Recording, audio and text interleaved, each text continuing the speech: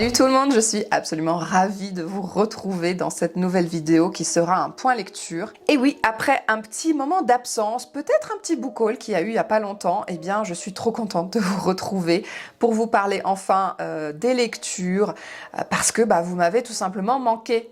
Les raisons de cette absence, je vous les explique de long en large et en travers dans le prochain vlog qui va paraître. Donc comme ça vous aurez les explications un petit peu de mon manque de régularité ces dernières semaines, ces derniers mois. Et j'espère que de votre côté ça va, que vous faites d'excellentes lectures, que vous lisez de belles choses. Donc n'hésitez pas à me dire en commentaire ce que vous êtes en train de lire en ce moment et si ça vous plaît. Et pour ma part, écoutez, on se retrouve aujourd'hui pour parler des lectures que j'ai effectuées depuis le début de l'année 2025, puisque mon dernier PL remonte à la fin de l'année 2024 avec cet énorme coup de cœur, si vous vous rappelez, pour Le nom de la rose d'Umberto Eco.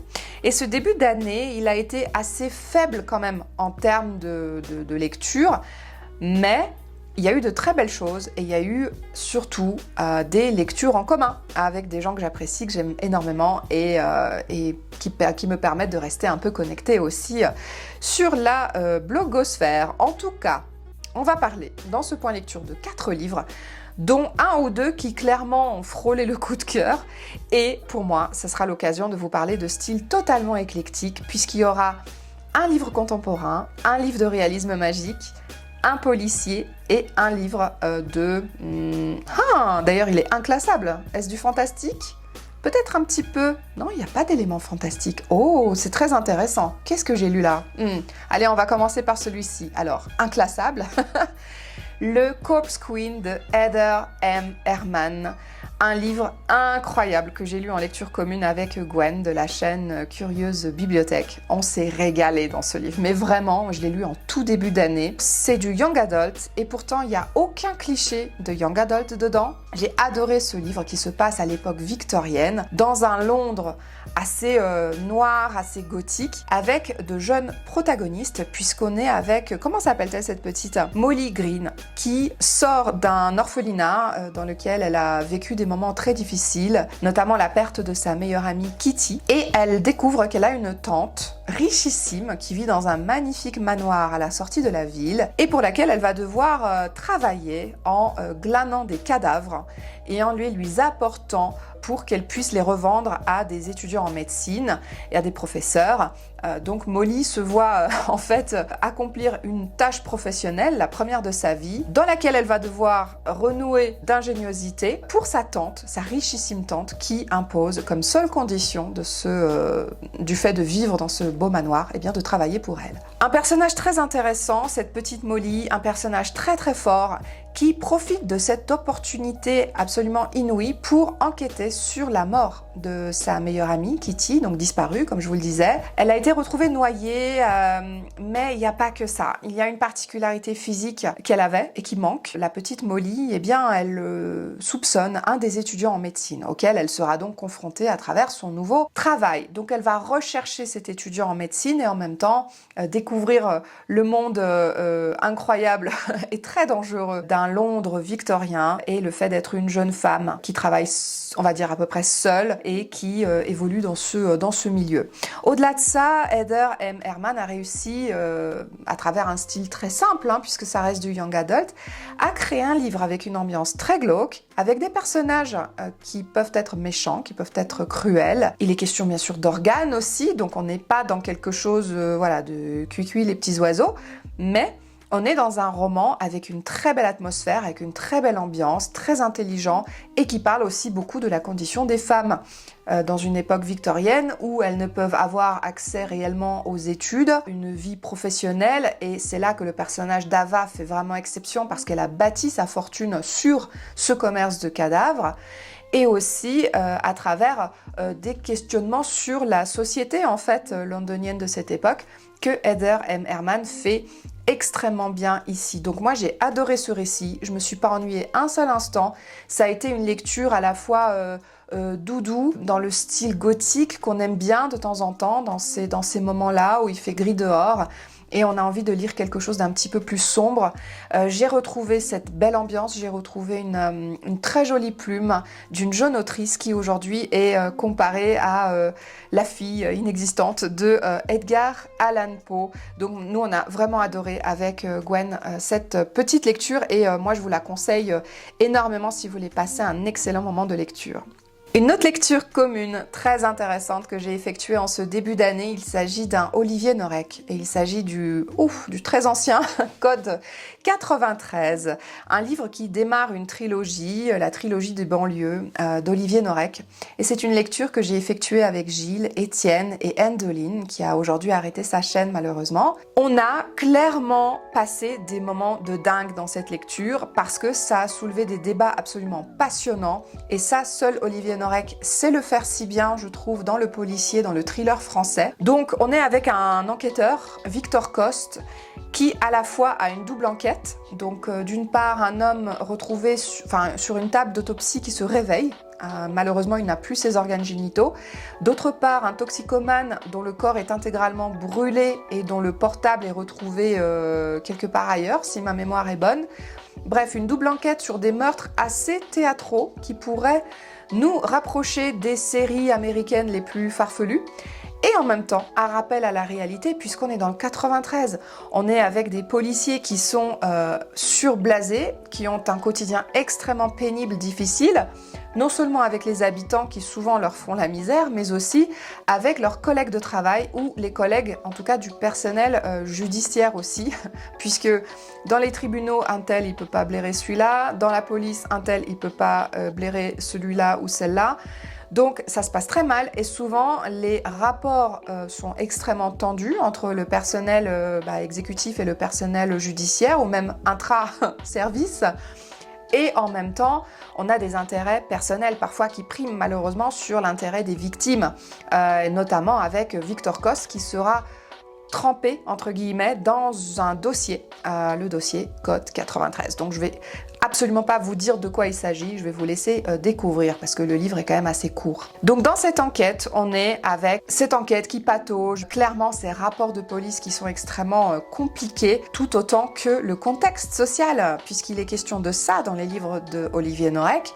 C'est un contexte des banlieues où la misère fait rage, les gens essayent de s'en sortir comme ils peuvent, parfois en trempant dans la drogue, dans la criminalité. Il y a des réalités donc économiques et aussi sociales, puisque beaucoup de personnes sont malheureusement écartées de la société et selon l'appartenance ethnique que vous avez, vous n'avez pas les mêmes droits, vous n'avez pas les mêmes privilèges et parfois, notamment quand vous êtes une victime, un laissé pour compte, un SDF, un toxico, et bien en fait tout le monde s'en bat les reins de vous. Vous mourrez la bouche ouverte en quelque sorte et la réalité sociale des banlieues, c'est ça aujourd'hui, c'est que dans les banlieues ça va pas mieux en fait. Ça va pas mieux qu'il y a 10 ans, il y a 20 ans quand j'y habitais encore. Et on a une police aussi qui est pas armée pour faire face à cette réalité sociale. On a donc eu des débats jusqu'à 3-4 heures du matin avec les comparses de lecture pour parler d'immigration, des problématiques liées à la police justement, aux sans-papiers, par rapport à la peine de mort. Par rapport aux victimes, par rapport aux violences qui sont faites dans les banlieues, de la manière dont elles sont faites. Et ça, clairement, c'est un auteur dont la portée au niveau de ses romans est assez universelle. Et ça, je le reconnais chez Olivier Norek. Au-delà de ça, c'est un récit dans lequel je n'ai pas réussi à rentrer, dans le sens vraiment genre s'éclater dans sa lecture. Pourquoi ? Parce que moi j'ai toujours du mal avec l'écriture de Olivier Norek. J'ai du mal avec cette écriture extrêmement désabusée, chirurgicale, c'est triste à mourir. C'est une écriture qui est froide en fait, parce qu'Olivier Norek c'est un ex-flic, c'est un mec qui est pas là pour faire de la dentelle en fait. Il est là pour expliquer ce qui se passe dans son roman, à quel point c'est dur, à quel point c'est réaliste. Et c'est cette écriture, elle reflète en fait la réalité du terrain et la réalité du récit. Donc pour moi, une écriture froide dans laquelle je ne réussis jamais à rentrer.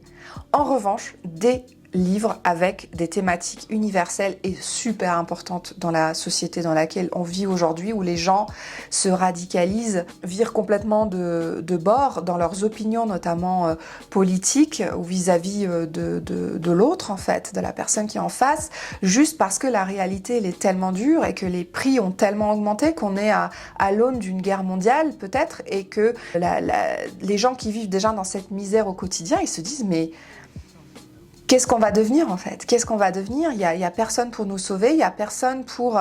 l'État, il est complètement dehors de la réalité sociale.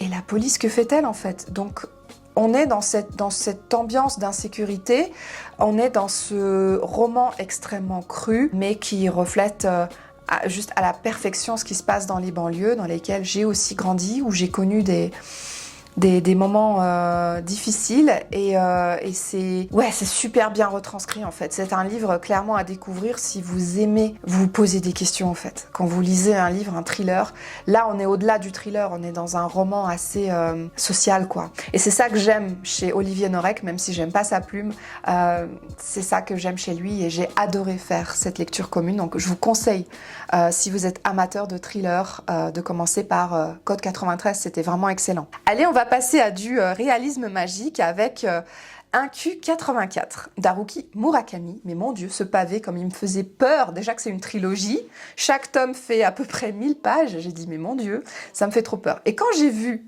que Jessica de la chaîne Je peux pas, j'ai Lit & Culture allait commencer ce livre, je me suis dit waouh, on va foncer. On va foncer, je crois même que c'est elle qui m'avait contactée. Et nous avons lu ce livre en lecture commune avec Anna, Crafts & Books, et on s'est régalé. Même si pour les filles, il y a eu des choses un peu plus mitigées, bah pour moi, ça a frôlé le coup de cœur. Je pense qu'on est pratiquement dans un coup de cœur, mais j'attends de voir la trilogie dans son intégralité. Je découvrais cet auteur, dont j'ai été subjuguée par la modernité du récit, par la plume, la traduction. Mais mon Dieu que c'est beau! C'était tellement bien traduit et juste le récit quoi en lui-même, c'était absolument merveilleux. J'ai adoré cette lecture. On est avec Aomame, une jeune femme qui prend un taxi et qui se retrouve coincée dans de monstres embouteillages à Tokyo. Le très énigmatique chauffeur de taxi lui conseille de descendre et d'emprunter une passerelle des services techniques pour se rendre à son rendez-vous et de ne pas être en retard. C'est donc ce qu'elle va faire sur les conseils de cette très étrange taximan. Déjà dans le taxi, elle a entendu une musique, une symphonie de Janáček qu'elle avait jamais entendue auparavant, mais qui lui disait clairement quelque chose. Elle connaissait même l'année de parution de cette symphonie.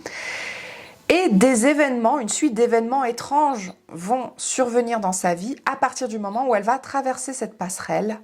Déjà croiser ce taxi et puis passer cette passerelle, notamment des anachronismes au niveau des uniformes des policiers qu'elle va croiser avant de regagner la gare et de se rendre à son rendez-vous. Alors je vous dis absolument pas de quoi il s'agit dans ce rendez-vous, je ne vous décris pas ce que fait Aomame dans la vie, parce que ce serait un petit peu vous spoiler. Et ensuite on passe à un autre personnage. C'est un monsieur, il s'appelle Tengo, il est trentenaire et comme beaucoup de personnes vivantes à Tokyo, il est extrêmement solitaire. Il vit essentiellement pour son métier, c'est un jeune éditeur. Et il réussit à convaincre son patron de réécrire, pour améliorer grandement le style d'un livre qu'il a juste subjugué. Et ce livre a été écrit par une très jeune femme, assez inexpérimentée, toute timide et tout aussi mystérieuse, dont Tengo va très rapidement tomber amoureux. Donc on est dans ces deux histoires, entre ces deux personnages. Tengo d'une part, dont on va aussi aller dans le passé pour savoir pourquoi il a certaines visions de quand il était encore tout bébé. On va aussi être avec Aomame, dont on va découvrir, elle, plutôt le présent. On va découvrir ses relations, notamment avec les hommes, qui relèvent de la grande consommation, et de ses amitiés un peu étranges, et de son travail. Pourquoi elle fait ce travail-là? Et on va, pas rapidement parce que ce serait vous mentir, mais tout au long du récit, on va tout doucement commencer à comprendre de quoi on va parler. Et là, ça devient mais de fou intéressant, incroyable, quand on va comprendre qu'est-ce qui relie en fait ces deux personnages, Tengo et Aomame, et aussi cette écrivaine très jeune et inexpérimentée. On va avoir le lien entre les personnages à travers une thématique commune qui est assez rarement évoquée dans des romans, et Haruki Murakami arrive aussi à nous parler de la société contemporaine, des thématiques très très modernes. Il est énormément fait référence aux violences faites aux femmes. Il est fait allusion aussi à des thématiques très importantes comme l'appartenance à un groupe, la mémoire, l'amitié. Qu'est-ce qu'il y avait d'autre? Oh, il y avait tellement de choses. La mort. Il est question aussi du monde de l'édition, des problématiques très très contemporaines liées à juste à la société de Tokyo d'aujourd'hui qu'il m'a fait extrêmement plaisir en fait de découvrir. Donc là-dessus, Haruki Murakami, mais 10 sur 10, pour moi on a frôlé le coup de cœur. Malgré les très nombreux développements autour de la psychologie des personnages, comme je vous le disais, autour de Tengo, autour de ce qui se passe aussi dans la vie d'Aomame, eh bien moi j'ai adoré ce qui leur arrive, j'ai adoré découvrir leur psychologie qui est extrêmement dense et même tous les personnages qui gravitent autour ont une personnalité extrêmement intéressante. Et moi juste, mais je me suis régalée, on a frôlé le coup de cœur, j'ai qu'une hâte, c'est de continuer un Q84 qui est dans ce genre de réalisme magique, comme je vous le disais, puisque les manifestations qui vont se faire à Aomame vont s'accentuer et il va se passer des choses de plus en plus intrigantes. Il y a toujours cette petite aura de mystère qui plane autour des rencontres, autour de la façon d'être des personnages, autour de la façon de ce qu'ils disent ou de ce qu'ils voient. Et ça, Haruki Murakami vous laisse complètement immergé dans son histoire, qui malgré les lenteurs, se lit très vite, avec vraiment beaucoup d'appétit, en tout cas pour ma part. Et moi, j'ai adoré les nombreuses références à la sexualité, notamment qu'elles soient très freudiennes ou qu'elles soient contemporaines et crues et limite déviantes. Donc moi, j'ai adoré ces passages-là, bien que les filles, ça les ait un petit peu peut-être perturbées. Moi, je comprends pourquoi on en parle, pourquoi c'est important d'en parler et pourquoi il est important d'aborder ces relations aussi entre hommes et femmes et aussi les relations de domination, puisqu'il est beaucoup question de ça. Bref, un roman à découvrir absolument, ça a été un...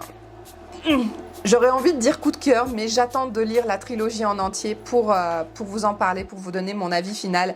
J'ai qu'une hâte, c'est de continuer cet ouvrage qui est vraiment sublime et j'ai découvert une plume d'un Haruki Murakami extrêmement poétique, superbement bien traduite, faut le dire, et aussi des thématiques super modernes, quoi. Il est énormément fait allusion aux violences faites aux femmes, donc allez-y, foncez, lisez Haruki Murakami, un Q84, qui se réfère bien sûr à l'œuvre de George Orwell à travers quelques-unes des thématiques, nous y sommes. Et il y a bien sûr l'explication dans le tome 1, pourquoi ça s'appelle un Q84.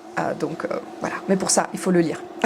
Allez, un dernier petit roman pour ce point lecture qui sera, ma foi, là, un avis beaucoup plus mitigé. Alors, j'ai lu Pierre Péju, La Petite Chartreuse, chez Gallimard. Tout le monde a entendu parler de ce nom, de ce titre, La Petite Chartreuse. Je voulais donc le découvrir et dès les premières pages, je me suis décomposée puisqu'il est question d'un accident de la route. C'est Étienne Vollard, libraire, qui, avec sa camionnette, renverse accidentellement une petite fille qui court devant l'école. Elle attendait sa mère. Et ce Étienne Vollard, en fait, il va directement amener la petite à l'hôpital, qui tombe dans le coma. La violence de cette scène, de cette première scène, m'a plongée dedans. Et j'ai dit, waouh, c'est écrit d'une façon extrêmement crue, extrêmement difficile. La petite fille est plongée dans le coma, elle ne parle plus. Et la mère, en fait, clairement, elle s'en bat les reins. Voilà. Et là, j'ai dit, non mais qu'est-ce que c'est que ce personnage? La psychologie des personnages, j'y ai absolument pas cru. Déjà, le mec, là, Vollard, ok, sa vie va tourner autour de la petite, il va lui rendre visite très régulièrement, il va prendre soin d'elle, etc., lui lire des histoires, puisque c'est ce qui le relie à la vie, c'est la littérature. De toute façon, professionnellement, il est foutu, sa vie, elle est foutue. Donc, on comprend le personnage de Vollard. Mais le personnage de la mère, je l'ai trouvé, mais elle s'en bat les steaks, en fait. Elle s'en bat les steaks de ce qui arrive à sa petite fille. Elle a de l'empathie limite pour Vollard, en qui elle trouve ce refuge, cet homme qui va s'occuper, qui va sauver sa fille en fait, parce qu'elle-même n'a pas été en mesure de la sauver.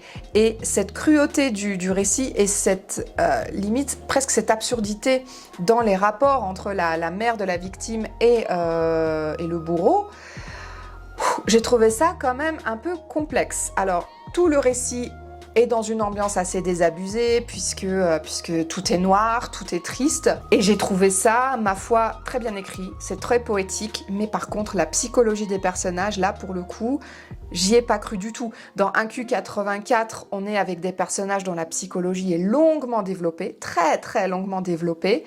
Et il y a toujours une raison. Ici, on est dans l'action, on est dans quelque chose de pas tire-larme, hein, c'est pas du tout tire-larme, c'est plutôt bien fait, mais on est dans un récit qui, moi, ne m'a absolument pas convaincue, et mis à part la petite fille, j'ai eu de l'empathie pour personne. Donc, pour moi, ce récit, clairement, ça ne l'a pas réellement fait, et je vous conseille la lecture de ce livre si vous êtes friand d'ouvrages qui ont eu des prix, littérature contemporaine, bien sûr, et des romans. Clairement, les thématiques sont pas gais.